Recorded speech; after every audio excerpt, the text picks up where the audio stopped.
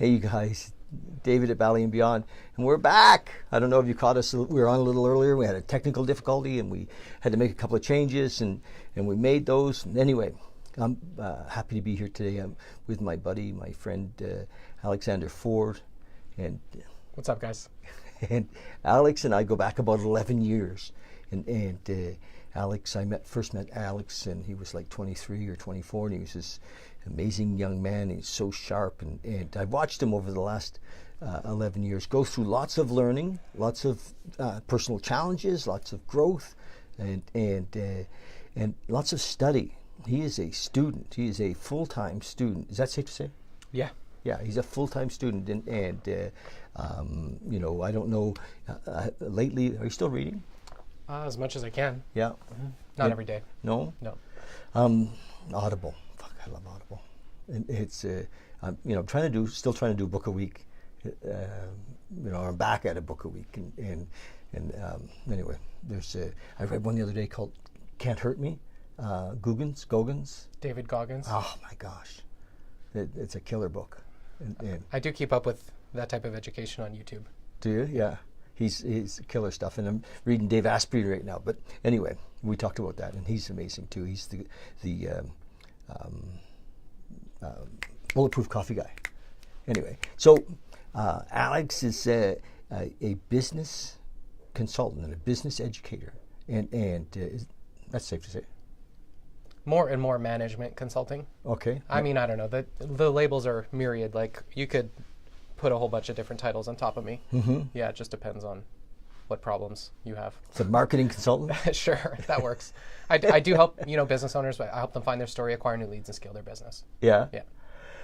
That's so cool. So he's able to do this because he's, I believe, spent so much focus, so much time on educating himself, and not just about business, but about life and all aspects of life. And I would call him a spiritual student, as well as a business student. I mean, he knows accounting. He knows I know accounting. I can't even friggin' spell it, and he always smiles at me about that. But and marketing and website development and also how to deal with all the hardware that one would need in their business. You still in the hardware business? Yeah. We moved to client office last week, and I'm the senior network administrator. I'm configuring switches and storage and virtual hosts and setting up network. And so that stuff helps pay the bills, doesn't it? It does. It's like our most stable form of revenue. Our IT clients sign 3-year contracts, and mm-hmm. we provide a monthly managed service for them. So it's not something that I believe I'm ever going to grow out of. A good portion of the work and the services that we provide involve the configuration of infrastructure. It's just more and more in the cloud, mm-hmm. more and more online, and mm-hmm. Web-based applications and that type of thing. But so you got to stay in front of that. Yeah. Information technology is an abstract. To be very easy. Like, you buy a computer, you plug it in, you put it in the wall, you install Windows, you have Microsoft Office, you send documents to people by email. Mm-hmm. That process of plugging things in and making sure the network is stable and making sure that devices talk to each other, those principles apply in the world of marketing and online even more so than traditional tech. It's easier to set up a computer than it is to configure automation infrastructure and email sequencing and chat bots and No, I know. It's complicated stuff. The IT business definitely brings me into a position of certainty that few other consultants are able to have, because I've been fixing things that are broke my whole life. Mm-hmm. Wow. So I know the answer to this, but I'm going to ask it. You've been meditating daily for... I've fallen off of my disciplines a little bit in the last few months. Stop it. Well, there's ebbs and flows in life, right? We have our idealisms. I've been on the show before, and at that time in my life, I had the capacity. I chose to allocate a certain amount of time and effort every day to those rituals. Yes. And from an objective perspective, I do believe in ritual. I follow a morning ritual, but the contents of my rituals have changed over time, Meditation as a principle is something I revert to. Mm-hmm. In moments of stress, I look at my breath as a form of meditation. Mm-hmm. In times of overwhelm, I use meditation to help bring a sense of balance to my mind and to become more poised so I don't do dumb shit. And I engage in the ritual of meditation when afforded the opportunity to do so socially. But I haven't been practicing the ritual. I've been practicing a lot of my rituals. The reality of my circumstance is that we have scaled up in my business and in my life, and I've chosen to basically carve out just about everything except sleeping, eating, exercising, and production right now. So you are still exercising? I do. It's water every morning, Yes. exercise every day. Yes. Awesome. So I have to say that my interest in meditation probably started in my mid-20s. And over the years, because we're talking almost 40, I have been a resistant meditator. So there's been times when I've been really religious, if you will, about my meditation practice, and times when I couldn't spell meditation. And so I've had, it's ebbed and flowed, just like you say. And so I know that because I think you have years of that foundation of meditation that I believe that it'll come up on your value list. You'll wake up one day and say, shit, I need to be a daily meditator again. And because it is all about values. And somehow it's dropped off the list a little bit. And yeah, they just get reorganized in the hierarchy, right? I mean, there's times that it's something that will never fall off my list, but you're right, it becomes displaced, and it's a relative hierarchy. So, cold showers? Yeah, every day. Yeah, that's something I do. All right. I don't like them. No. I stand at the shower and, I wear this "don't be a little bitch" bracelet, and every day that's a process I go through. Yes. But that hardens you for life, right? I mean, cold showers are one of those things when I remember the first time I was asked to do a cold shower. You were there. It was a part of a ritual. And it was like, you're going to go do a cold shower. And I was like, why? Why? Why the fuck would I do that? I don't want to. I'm going to do it to acquiesce to the authority. But on the outside, it looks like authority. And I don't like authority. And so it's a bit of a paradox for me because I'm either out on the edge of it and I'm like, screw you, boss, whatever it might be, or person who wants me to do this thing. But when I started to have an appreciation for the concept of discipline, I've transformed in my beliefs around stuff like a cold shower. Cold shower is a form of meditation. Like, you're not cranking, it's minus 25 here in Calgary today. You're not cranking that thing to cold and not meditating to manage that. Like, it's just not a thing. It's like, I'm breathing and I'm doing everything I can not to leave that space. We do get present. Right. So, I guess it's a bit of a lie. It's all in how you interpret it. I meditate every day in that regard. And that has brought a quality to my life, which is in moments when I don't want to do the extra 20 minutes of work. Yes. Or I don't want to enter my time to complete the task I'm working on, or I don't want to write the thing down that I'm going to forget. Every one of those moments is a cold shower moment. You can't separate that for me now. And so, yeah, I do that. Yeah. Yeah. So Goggins' book is about doing the shit you don't want to do. Right. And that's the shit that moves your life forward. yes. Yeah. It's ironic how in the moments, outside of the moment, it's easy for all of us to be like, well, clearly that's the thing you should do. And yet in the moment, for all of us, we wrestle with ourselves, right? As a manager of employees and as a business owner, that's been where I've honed my spiritual practices. It's like, how do you not just yourself do the things that need to matter in the moment? How do you convince other people to do that? How do you get other people to take on those challenges? That's a thing people need help with. So when I think of, you mentioned spiritual practice, when I think of, in my mind, the teacher that you've spent a long time with, our friend Dr. John Demartini, and so much of what John teaches really includes spiritual, even though it's not faith-based or a certain style of religion, but spiritual. Would you say that John has been helpful to you to kind of determine what spiritual means? It's interesting how you said that it's not faith-based, because in my mind I'm like, well, it's not faith-based from the perspective that something, in order for you to have faith, you have to, the thing you have faith in you can't have evidence for its existing. Right? That's what faith, if faith implies the thing you have faith in, you don't have proof for. Not proof as we know it. Right. Which is interesting because I don't want. I feel like having faith in something you can't prove is is a contradiction. That's a very challenging dichotomy. Ironically, I do have faith as a result of what I've learned from John. It's just faith in a process, faith in my capacity to be in management and government of my own self, and to empower my voice on the insides and insulate myself from the opinions and the authority figures on the outside, and to carve a destiny in my life that's aligned with meaning and purpose instead of being pulled in one or many directions that may or may not have meaning to other people.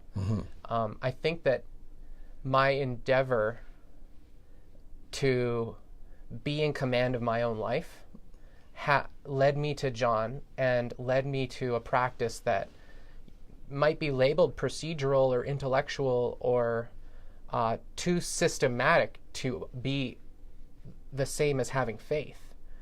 But I have faith in the power of my body as a result of my exercise. I have faith in the power of my mind as a result of my mental practice or my meditative practice or my cold showers, or the investment that I make into the principle of discipline. Because it's one thing to be disciplined in a selective area of your life. It's another thing to be disciplined as a person, regardless of the area of life. To be unconditionally disciplined is a very different world than conditionally disciplined, right? Yes. You could say, listen, I'll be faithful to you in my marriage. I'll be disciplined in my faithfulness as long as you continue to prop up my expectations. That's not fucking discipline. That's leverage. Right? But the problem is when I apply that concept to life, it's like leverage against whom exactly? And it always ends up being me.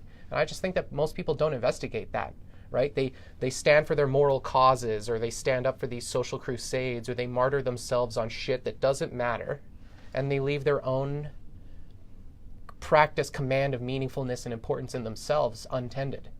And I want to be a master of my destiny. I want to have a bidirectional or a communicative relationship with the universe, because as Einstein says, either everything's a miracle or nothing is.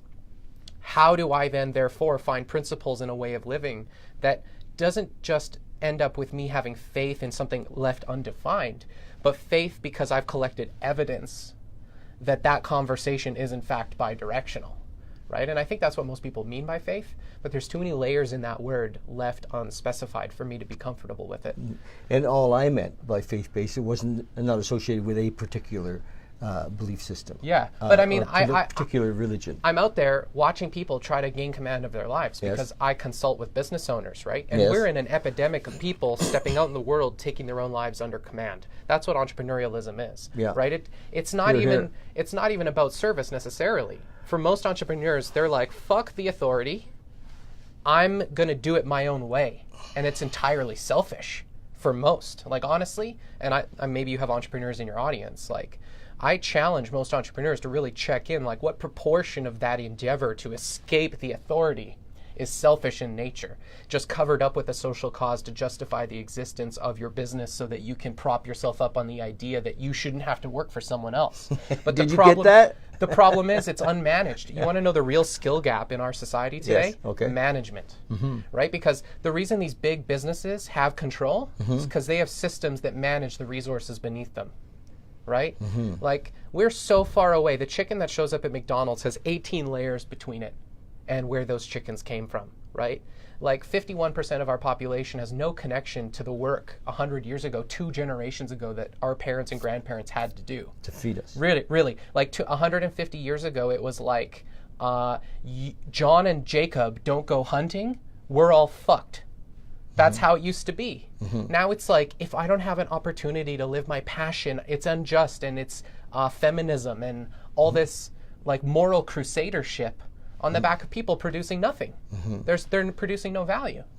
And it's like, okay, how do we as individuals be individuated? Because I think entrepreneurs and business owners and people who are interested in meditation and spirituality, they're trying to find individuation. Like, my own voice means something. Yes. Right? But how do I express that without making it a crusade against someone else? Because that's just another voice on the outside. You can't prop yourself up against the voices on the outside, and you can't listen to the voices on the outside. You have to find a voice on the inside. And John gave me a pathway to that. He gave me a pathway to that. And the minute I realized that the only person who was going to give me permission to live my own life according to what I wanted was me, and the only person who can ask and answer questions about what's meaningful to me is me, that no outside authority, I can sit here and ask, Alexander, do you want a Big Mac? No, I don't. Do you want a Big Mac? No. Okay, so I've just asked both of us. You know how many people don't ask themselves? Too many, right? I can just ask myself, do I want a Big Mac? No, I'm not lying. You can tell I'm not lying. Do you want a Big Mac? Yes. Can you feel that I'm lying? Yeah, I don't think you want to be Right, that. it's not true. So it's that easy to know what's important to myself. Yeah. But to create a foundation of psychology that like put me in a position to have permission to ask that question of myself, oh my God, I wouldn't have had that if it weren't for John. So that's a kind of a roundabout way of answering that question. But it's like, spiritualism doesn't have to be intangible, regardless of what pursuit you follow. It doesn't have to be faith without evidence. And I think that's where people miss the boat. Like, you can find evidence to support what you have faith in. You just have to be willing to listen to that voice in here when it answers the questions that you're asking. Then you have faith with evidence. But the person who's the gatekeeper of that evidence is right here. It's not someone else. So It's interesting because the difference between evidence and conditioned belief system is different. I mean, a lot of times we're believing shit that's just not true. 100%. And you know, I forget who I was listening to the other day, that he said basically by the time I was 7, it was all locked in. And I think, I look back at my situation where I was from 0 to 7, it was a tough spot.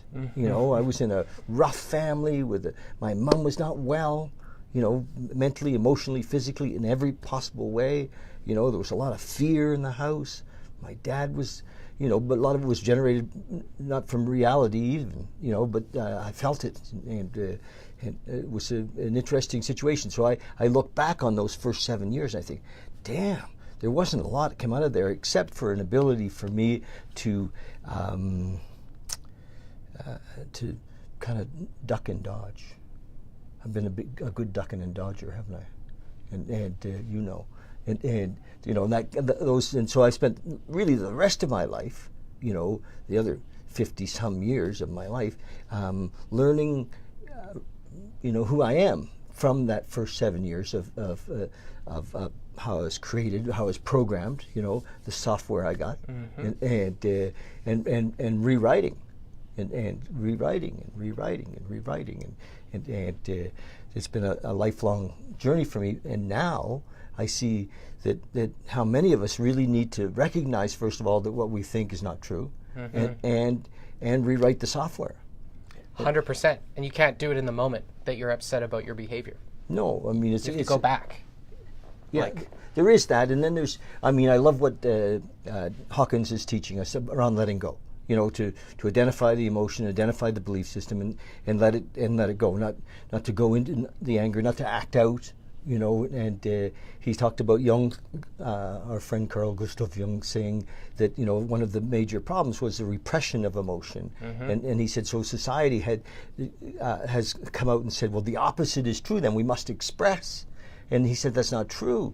Hawkins says actually expression sometimes is just bullshit. You know, I mean, people running around punching walls because they're angry, Smashing pillows. Yeah. You know, whatever. Yeah. It's polarized expenditure of energy. At the end of the day, any of those extreme expressions of emotion are entropy inducing, meaning they cause the body to break down. Like any stress inducing, like if you're yelling loud enough for your voice to break, you're inducing entropy and stress on the system. If you like get yourself worked up and your heart is beating, you're so emotional, you're introducing oxidation and stress to the system. Like, you can't have any extreme emotional response, either quote unquote morally righteous or morally raunchous. Either of those, you know, like extreme elations, extreme depressions, extreme praise, extreme anger, all of that is actually disintegrative in its expression. Yeah, well, and Asprey says that too when he's talking about how the brain works, and it's interesting. Some of that stuff is coming together from different sources, and I love it. So what you do, and is help people to build systems Yeah. so that they can have the success that they want in their businesses, entrepreneurs as business owners. And do you also help them with the stuff we just talked about? I mean, I've built an agency. I have a business. We provide managed services. Our clients hire us. They pay a monthly fee. We become a partner with them for a year, or as long as they renew. Our retention rate is very high. And we engage in the process of helping them to strategically plan 90 days, the next 8 weeks, or the next month, or the next week, depending on where they're at in their own time and space horizons. Every business owner who hires me already has deadlines too close that they're unprepared for because everyone is overcommitted. It's like we've all, Gary Vaynerchuk has a quote, we put them on the cards that we set at the table for our students at our events, that everything takes longer than you think. And I love Gary for that. It's interesting because what I've found in building an agency where we don't just render service, our clients don't just come to us and place orders. Like, it'd be nice if they came and they're like, I'd like a hamburger. They don't. They have these, in many cases, fantasies and delusions about results that they'd like to create in the future. It's never happened to me. It's never happened to me. And I mean, they're not intangible delusions. They're very tangible delusions. Like, I'm going to run an event with 100 people at it. It's not an intangible idea. But the steps and the complexity between a 100-person event and where we're at today, which is 0, could account for like 30 to 100 hours of management, which is just the art of breaking down the tasks and scheduling them in order. And subsequently 400 or 600 hours of actual man hour to get the work done, including like the event logistics and the prep and the hotel and the accommodation and this and that, the administration and the AV and the presentation and the slide deck and this. There's a lot of stuff that goes into that. And when we have ideas, we don't immediately get access to those layers of complexity. And so, you said at the beginning of the show, how do we introduce you? I mean, what we do doesn't really matter. I build businesses, okay? You run an online business, you're a seminar leader, you have a practical retail establishment, you have a service organization, whatever it is you do. You have a need for an ongoing set of services. And as a business owner, likely, what most business owners do is they homogenize the 3 very separate activities that are necessary to grow a business, which are strategy, management, and production. Strategy is the act, the ritual, the discipline of clearly demarcating the results in the future that we're going to create. That's strategy. Results in the future in present tense that we're going to create. That's an outcome. Okay? You've done strategy well if you can say 3 years from now, these results will be existent, and you can check them off yes or no. You've got a good plan. It's even better if that's aligned, let's say, with what you want to have done 25 years from now, and it's broken down. That takes time, okay? Then you take those plans, you have to do this thing called management, where someone takes the results, determines what's necessary in terms of action to produce those results, determines what dependencies are in place, what order those actions need to be done, who needs to be doing it, how long each task is going to take, and when those tasks are going to get done. And then managing that administration and scheduling for the duration of the time it takes until the thing actually happens. And then there's the people who show up at the time they're scheduled to do the things they've been told to do. Right? Now, that process applies whether you're going to the grocery store to buy ingredients for dinner, or you want to build a 13-segment overpass over Deerfoot because there's 2 rivers and you want to extend a road a kilometer so the buses can drive past. Right? Those steps are universal. The challenge for most people, not mention most business owners and entrepreneurs, is that they don't actually have rituals and disciplines in place for all 3. They're entirely wrapped up in active work, production work they have to do, the work they owe other people, the work they're overcommitted in, right? And most people don't think about carving away the things that are holding them back, the passive constraints, when they think about how to solve problems. So instead of having less work when they go to solve their problems, they always tack on more work, right? Facebook ads aren't working. What's the solution? Do more Facebook ads. Events aren't working. What's the solution? Go find more customers. Business isn't working. What's the solution? Go produce more intellectual property or new programs or new products. The solution is always action orientated. And so what I really do, what Alexander does, separate from my agency, because I have 8 employees here in Calgary who do all the work. Mostly I have some responsibilities and I do some of the overflow and some of the emergency stuff. What I help with even is not even necessarily the strategy, because most of my customers are good at coming up with what they want to create themselves. They know where they want to go. Right. What I help people do, what the cornerstone of Measurable Genius is breaking down these stages so that there's an oscillation where the strategy, the vision, the outcomes, the results are actually getting clearly defined, actually managed, actually actioned, and then actually produced as a result by a team of specialists who all work together to build the actual business, not a website, not a video, not, whatever So it might you be. team up with your customer's team as well, or you support your customer's team. Yeah. And you sit down with your customer and help plan out the actions. Yeah. To make it happen. Yeah. Hold them accountable somewhat. Yeah, management as a service. Like, it's called a managed service, which is why our clients sign 1-year commitments, and we work every month, and they get strategy sessions, and we do group calls, and we have quarterly events, and all the rhythms and the disciplines are in there to really equip them with the one thing that's been missing the whole time, which is management happening face-to-face, voice-to-voice, Wow. in person. Wow. Yeah. I mean, there's no question there's a big need for this. And you have a big event coming up, don't you? Yeah, so we run an event every quarter. Yes. It's called Command and Conquer, and it's one of those things where I have over-indexed too early in the process. Like, we've really endeavored to make these events as idealistic in their fulfillment as possible. Yes. They're designed for my existing customers. So my existing customers pay me every month to provide them with strategic services, and one of the results that we deliver for them is that they're going to get a quarterly plan done. Right? So this isn't like a marketing workshop. I don't have other facilitators or sponsors. People can't pay to speak on my stage. It's a fulfillment ritual workshop. It's a discipline where our clients have the opportunity to step out of their business and spend 3 days in a room with me going through the process of taking their long-term, big, hairy, audacious goals or their mission as individuals and as visionaries and entrepreneurs. We break that down into big, hairy, audacious goals, 3 to 5 year thrusts, 1-year plans, and then 90-day rocks that they take back to their company and they enroll their team into helping them to achieve. And that forms the quarterly rhythm and discipline that really equips them to have a productive quarter. Within the quarter, then, we deliver managed services, and that carries on. The blessing of this event is we also make it available to the public. So business owners and entrepreneurs who don't work with us on a managed services basis can still show up every quarter and get a business plan done. And what we've found is that business owners who show up without a plan, they leave with a plan. Often it's their most productive quarter ever, in some cases by orders of magnitude, multiple orders of magnitude, because they've been in the thick of thin things, right? Most people are spending more time on low priorities than they are on high priorities. And if you just get the number one priorities clear, here's the thing, I have faith in the following process. If you have a long-term vision that's reasonably congruent with who you are and what you want to achieve in your life, Yes. and you break it down, Yes. and then you have a goalpost for 90 days, when you wake up today, asking, what should I do today, is no longer an existential crisis. I have faith in that. Yes. Right? And I have faith that if a client knows their 90-day plan, knows the 5 highest priorities for the quarter, 87 fucking days go by really quick. Yeah. It's day 60 and you're like, what should I do? It's, oh fuck, I'm behind on my priorities. Yes. Which is a whole different motivator than what are the 7 highest priorities I'm going to do today that I'm going to basically pull out of my ass because I'm emotional and I'm mad at Sue. I'm going to go do this bullshit over here.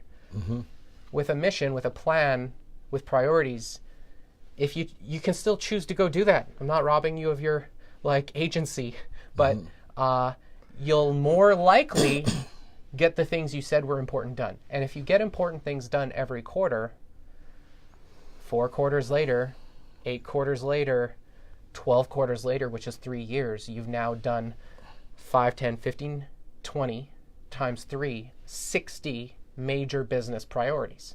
There's not a single business owner, entrepreneur on the planet, much less an individual, who if they did 5 major priorities every quarter, 60 in 3 years, they're not way ahead in life. You know what I mean? Yep. So that principle can be applied, to just about anything. You want to read, how old are you? How many books do you want to read in your life? How long does it take you to read a book? Divide remainder of life times number of books. You better put the most important books at the top. Yeah. That's it. Why are you reading, Curious George? Yeah. Read an encyclopedia. Depends what you want to do, If you want to buy things, you have a wish list and you only have so much money. Put your things in order. Yeah. You want to, find a long-term committed relationship. Go suss out 5 possible candidates, create a criteria, put them in a hierarchy, and make them battle to the death. Like, you want to live a fulfilling life, you have to start with the end in mind. And that means you have to have a sense of priority, which means you have to know what's meaningful, which means you have to have a spiritual identity, which means you have to be willing to go inside, which means it all comes back to spirituality, doesn't it? Mm-hmm. So I run a quarterly business planning workshop. It works because we tie it back to what's most meaningful and important to the business owner, right? It's not like, let's put this in a binder and put it on the shelf. It's like, let's make life serious again. Yeah. Like, I'm 30. I'm well fucking aware that every day that goes by is a day that I don't have. 32. 31. 31. I'm 31. What did I say? You said you're 30. I'm 31. Yesterday. Yesterday. He was 31 yesterday. And it's like, look, I mean, you tried to get me on this show. You're like, can you do it tomorrow? I'm like, no, I can't. I mean, I'm booked 3 weeks forward, and it's not like I'm living a life like Gary Vaynerchuk, and I'm not doing it under duress. Yes. Like, if I don't work those 15 minutes today, that project is delayed a week. That's a week off my life. Yeah. I've been asking Alex to come for probably 6 weeks. Yeah, here I am.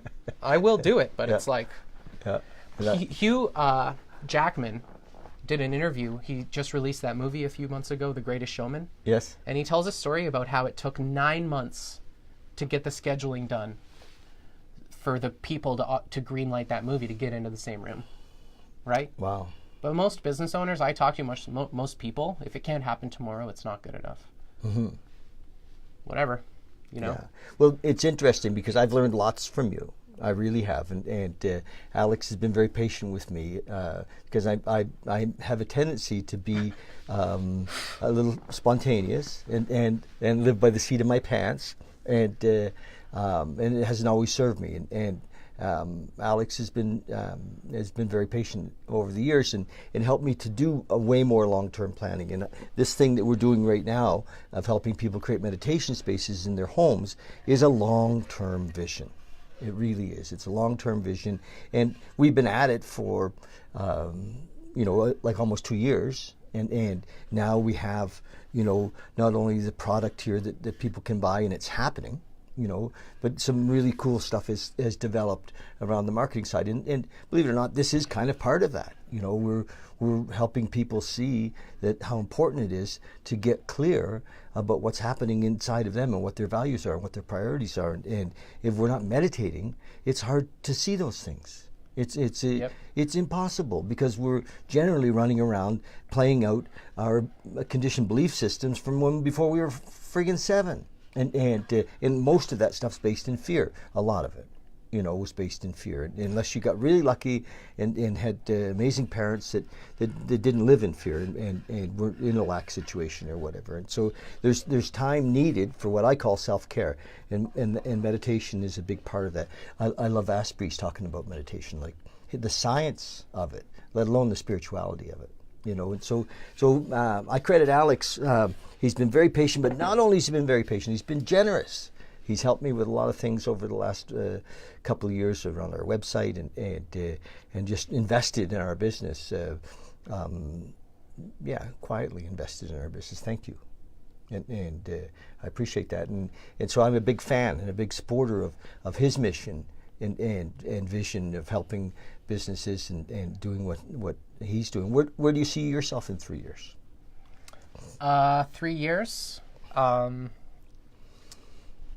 Well, here in Calgary, we're building out a studio space. Mm-hmm. So I have a mission.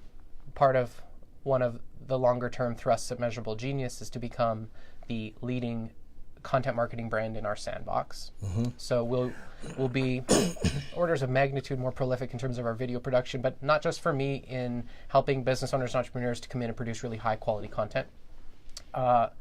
I intend to continue scaling our agency. I mean, we're adding new customers every single month into a managed service that gives us the stability to continue hiring and scaling up employees. Mm-hmm. You're going to have to move out of that office situation that you're in. Yeah. So the thing is, I'm sort of going right while everyone else goes left. While everyone else tries to sort of avoid hiring people and avoid being employed, I'm really wanting to be employed by my customers and put my real life employees to work. Yes. And I want to become potentially one of the service organizational leaders in Calgary. Like we're in a city that's transforming its industry. Like So you don't want to, you're going to. yeah. I mean, I am adding employees. We Yeah. are adding clients. The scale and the time frames I have a bit of a hesitation to commit to because I spend so much time hedging my customers' timeline expectations.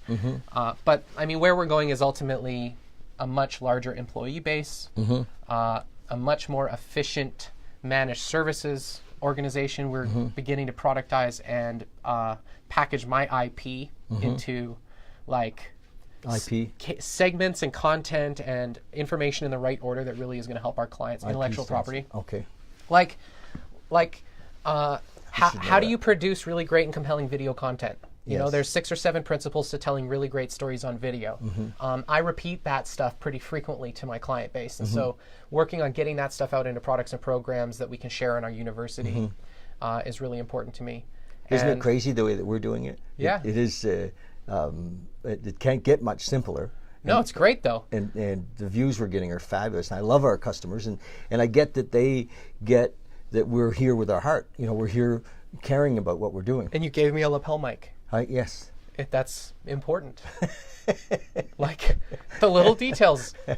You don't need $20,000 of equipment and multiple camera angles. It's just, you know, I choose to have that. Yes. Like it's just part of my brand, right? Yeah. I really just want to help people here's the thing.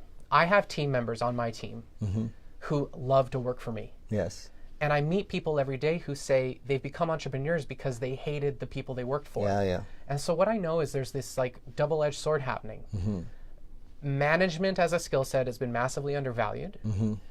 But there are so many people who really truly become entrepreneurs under duress because if they were managed properly, if they were given the right job according to their values at a complexity that's just the right amount of challenge with a consistent stream of work and financial stability, Yes.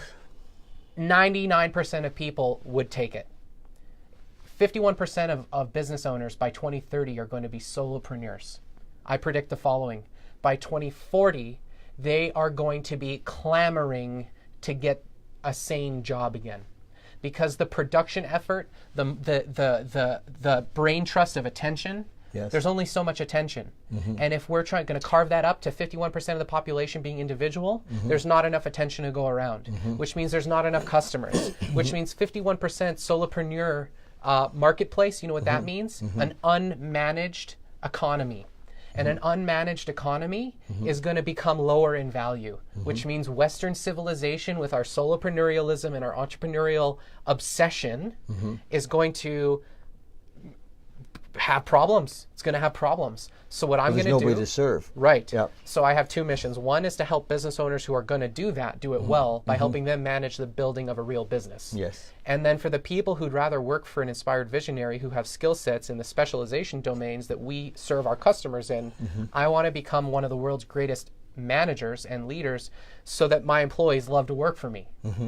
I want to have 100 people who love to work for me because I give them the right job at the right complexity, at the right pay level for them to perceive that they're fulfilled in life, doing something they love. And it's a proxy to what's actually important to them, which is their family or hiking or free, like walking across wires in BC between the mountains. Like, I don't care what you want to do. Yeah. But for most people, it's not build a business. Most people in their spare time, they get time off from work. Most of them are not like... They'd rather gardening. Yeah. Right. Yeah. So it's... I'm preparing for that. Okay. I'm preparing for an economy where lots of people are going to need jobs and they're going to need to be managed well. And there's a gap emerging. There's a management gap, and I'm moving into that gap. Good for you. So I don't know what that looks like. I'm not super clear about the specific results. It looks like education. I'm building a university. It looks like service, like building a massive services organization. Like we're through 7 figures. We're going to grow 50 to 80% this year. Like my growth is off the fucking charts. Good for you. We found a real market need, so I know we're going to do that. I know we're going to educate, and I know I'm going to employ people. What I'm going to end up doing is probably what I end up doing in my free time. Building custom software applications to bridge gaps in the technology in the marketplace right now where there's gaps. Innovating my intellectual property to further systemize and increase my ability to scale and help managers become self-sufficient so they can grow their businesses and employ people productively. Yes. And help businesses transform how they approach management, marketing, and sales so they can get back to what's truly most important about people, which is the fucking people themselves. Okay. It's about people and values. Your event, when is it? March? March 1st, 2nd, and 3rd. March 1st, 2nd, and 3rd. Yeah. And did you say that non-clients can come? Yeah, like we have paid tickets. You can come. And how much is the event? So super early bird right now is $597. I think it's $600. So that's 3 days of basically training, and you come out of there with a 90-day plan. 100%. So it's very little training, although we do I do educate. It's not an educational event. I'm not, preaching the entire time. Yeah. It's a workshop. So on the first day, Yes. we perform an exercise that is designed to absolutely clarify and refine the mind. This isn't like a lung. This is like you're going to come and you're going to do an exercise that by the end of the exercise, your mind is clear and free of distraction. Yes. And you're highly poised and you have access to what's truly meaningful and important. There's a process. It's absolutely proven. We complete it on the first day so that you can go home and sleep with a clear mind. Yes. And come in the second day and turn that into the business plan for the next quarter. Yes. Then we jump and switch gears into marketing. How are you going to turn that business plan into money?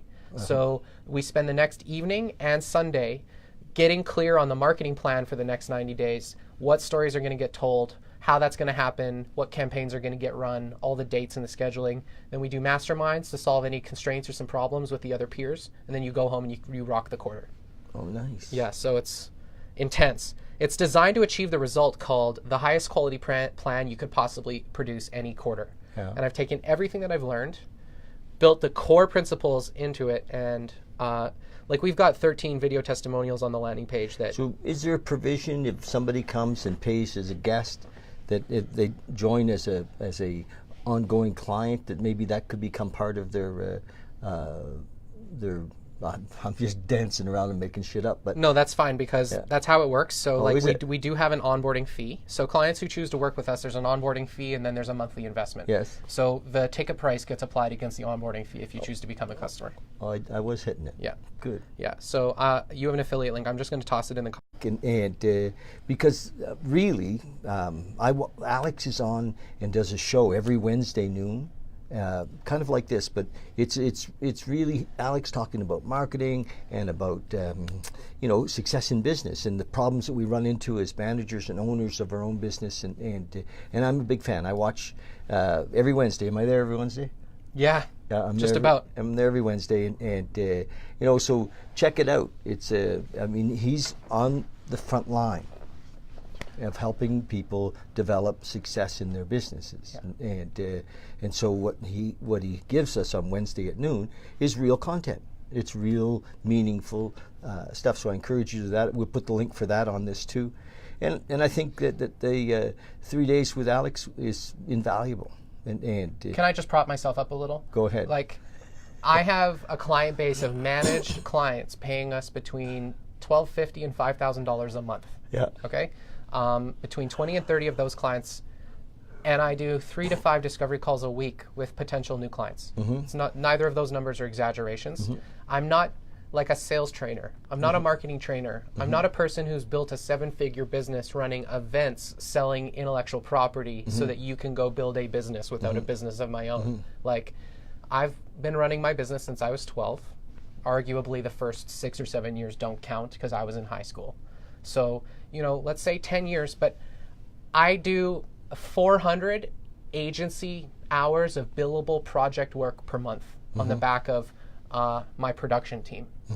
And I'm building the machinery for these businesses that actually allows for them to transact, to be in the market, to do their advertising.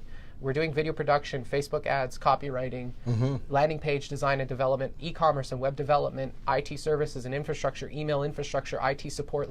I have a domain of experience here. You can't spend 3 days in a room with me and not have me solve problems worth 10 times what you paid to be there, not to mention the value you'll get from your plan. If you come in and get your plan and you leave with a plan, that plan will pay for itself in the first 2 weeks. It's impossible not to because you're going to be prioritized. So for me, I mean, I charge just enough to pay my affiliates and to cover the food costs. Oh, I cater the entire thing. Oh, wow. So you're not spending 6 hours a day going and getting meals. That comes in. Your ticket price includes Yeah. the catering, Yeah. the workshop, the workbook. Yeah. There's no VIP seating. There's no sponsors. Yeah. It's a real life workshop. I don't know why I have to disclaim that, but there's so many bullshit workshops. This is not one of those. Nice. Like, it's a ritual. I take it very seriously. Yeah, you do. You do. I've been doing them for 3 years. I've done this like 14 times now. Yeah. Yeah. And you'll come out with a book list too. A book list, yeah. There's one in the pre-work. There's a book list in the pre-work. You can't possibly read all the books before you show up. It's too late. Yeah. So it's education and focus, right? You know, I mean, focus is the key, but we need to be focusing on the right things. Yeah. So I really recommend what Alex does, and I get that he cares. So it's not just, I mean, you can't do this and not care. And I can't. There's no way. You can't run an IT company and not care. Yeah. Like, we deal with people in their most painful, stressed out, freaked out, insecure, neurotic, risky moments. We ask, we have clients who are on, they show up and they're like on their last dollars. Yeah. And they're like, I've tried Facebook 10 different ways and it doesn't work. I don't know what's broken. Mm-hmm. Like, this isn't for fun. Mm-hmm. Like, I'm doing this because it's meaningful. Because if these people don't sort out these challenges, Mm-hmm. they're just going to go to fucking zero. Mm-hmm. They're going to be bankrupt. Mm-hmm. They're going to have a family that's living on whatever it is, 18 grand a year. Mm-hmm. Like, it's crazy. Yeah. So I guess I think we got the message across. I really do. And thank you for coming in. Thank you for all the support that you've given us. I believe that we're going to be in relationship for many years, and I'm invested in your success. Thanks for having me. Yeah, I appreciate it, and love to your gal, and it's fun that Lisa's working with you now, and it's fun that she's calling me and she's my biggest fan. chatting. Yeah, she's great. Like, Yeah. that's like, it's another one of those things where her and I have been in a relationship for like a long time, and it's like been on her wish list to like come work for us, and Yeah. we've gotten to the point where it was the right thing at the right time for the right price, and like, I don't hire contractors. Like, she's a full-time employee, but I have an employee who is not just like my employee, but she's like my biggest fan. She's invested. and an employee, and so Yeah. it's great. Yeah. She's helping me connect. I'm not the most sociable person. No way. I don't go and like recruit myself into podcasts and stuff, and Yeah. so she's helping me Yeah. get out of my box in my basement. Nice. Nice. And Jen's his lady, and who's truly your biggest fan. Yeah. And Warren, I would say Warren's a fan. He is, yeah. Yeah, and that's exciting. I actually at this time, I have a couple of people working with me, James and Kat, and I'm shocked sometimes at how invested they are in the business, and how they love the vision, and how James calls me at 11 o'clock at night. Well, you're sharing a cause now. Yeah. Yeah. And he texts me at 4 a.m. and with thoughts and ideas and visions, and I love it, because it's nice not to be kind of out in the boat by myself, and yeah, even Like, though that's the shift. Like, your viewers need to see that. That's the shift when you go from making it all about you, needing Yeah. to sell, trying to pitch products, building a business, doing marketing the traditional way. yes, And like, I'm telling people, like, you have to take the short-term risk of switching into storytelling and connecting with people because of what you're telling as a story instead of the shit you want them to buy. Yeah. And you took that leap, and I'm sure it was scary, and you were disciplined about it. You've been doing it, and now you have team that believes in you, and you've got message, and you've got community that's growing, and you've got audience, and you've got traffic, and it's the exact opposite of what most people think marketing is. I know. We hardly sell anything. I mean, online. We're not talking about it all the time. And I used to do those videos that were, come on down here now. You got to be here by 10 o'clock to get, Like those commercials, right? And Alex, even back then, used to say, "Don't stop, don't do that." Yeah. Not every day. Get him away from the camera. And so it's great. I appreciate the team that we have, and the people, both James and Kat, telling me, "Hey, this is working. This is working," and it's and you have that. And people that believe in you because they see you every day. You're good, bad, and the ugly. I have people who call me up from the other side of the world. We advertise in Canada, US, and Australia. And I regularly have Australians send me Facebook messages. And instead of me being like, please buy my stuff, which is how most people approach it, I have people messaging me all the time being like, I've watched 9.5 of your videos. I'm already convinced you can solve my problems. It is self-evident to me. Yeah. You didn't have to tell me a story. You didn't have to convince me. I watched your videos and I saw it to be true. Yes. I saw the video of your place. I see the pillow I want to buy. You don't need to point it out to me like I'm an idiot. Yeah. Like, I see you have pillows. Thank you. I want a pillow. Yeah. I'm coming to buy a pillow. Now it's how much is the pillow that I already want to buy, Yeah. instead of here are all the pillows you should be buying. Do I need to give you a discount? Yeah. But then again, that's short versus long-term thinking. Yeah. And most people are stuck in short-term thinking because of their emotions, because of their spiritual disconnection, because of their physiology challenges, because they don't breathe enough, because they don't drink enough water, because they don't have a sense of cause or mission or purpose. Often it's because of the first 7 years. Their conditioned belief system was, built-in lack, built-in fear. They need to get unlocked. And that work that it takes to bust those old beliefs, it's real work. And I'm reading David Hawkins. I'm a big Hawkins fan, and Hawkins really spells it out on the how-to of letting go of that stuff and identifying that stuff and putting names to that, those things that are holding us back, what that fear looks like, and how not to live in that place. So I think for sure I'm getting so much out of reading that online. It's amazing. I really love. It's not my first. It's my fourth time through the book or so, but and many times in Audible as well. It's a great way to create content.